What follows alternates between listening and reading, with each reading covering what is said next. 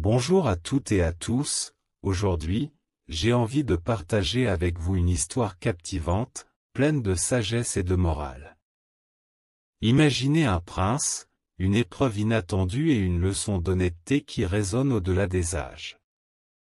Prenez quelques instants pour découvrir ce récit inspirant qui, je l'espère, saura toucher vos cœurs et nourrir vos réflexions.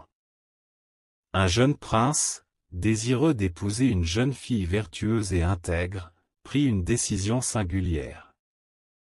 Il fit publier un décret royal, invitant toutes les jeunes filles souhaitant devenir son épouse à se présenter au somptueux palais royal le lendemain à 8 heures précises.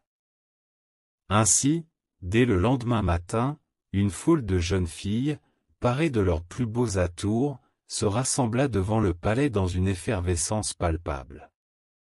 Lorsque le prince se présenta, il les salua avec bienveillance et leur annonça qu'il organiserait un concours. La gagnante, précisa-t-il, serait couronnée reine et deviendrait son épouse. Pour ce faire, il remit à chacune d'elles un pot contenant une graine, leur demandant de prendre soin de cette dernière avec toute leur attention, avant de revenir au palais un mois plus tard avec le résultat de leurs efforts. Intriguées par cette épreuve inattendue, les jeunes filles prirent leur pot et retournèrent chez elles, leurs pensées remplies de conjectures. Parmi elles se trouvait Maria, une jeune fille connue pour sa sincérité et son assiduité.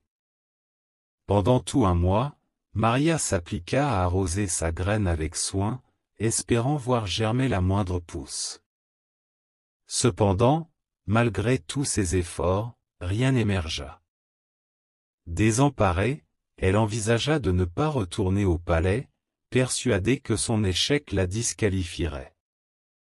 Mais sa tante, pleine de sagesse, insista pour qu'elle s'y rende malgré tout, lui rappelant qu'elle avait fait tout ce qui était en son pouvoir. Le jour tant attendu arriva. Maria se rendit au palais, portant son pot vide, le cœur lourd et le visage empreint de honte. En découvrant les autres participantes exhiber de splendides plantes, elle sentit son courage vaciller. Découragée, elle pensa rebrousser chemin, les larmes aux yeux.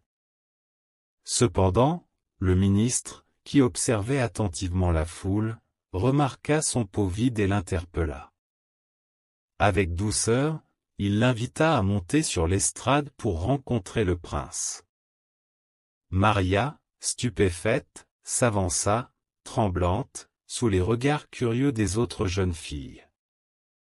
Le prince la salua chaleureusement, puis déclara d'une voix claire.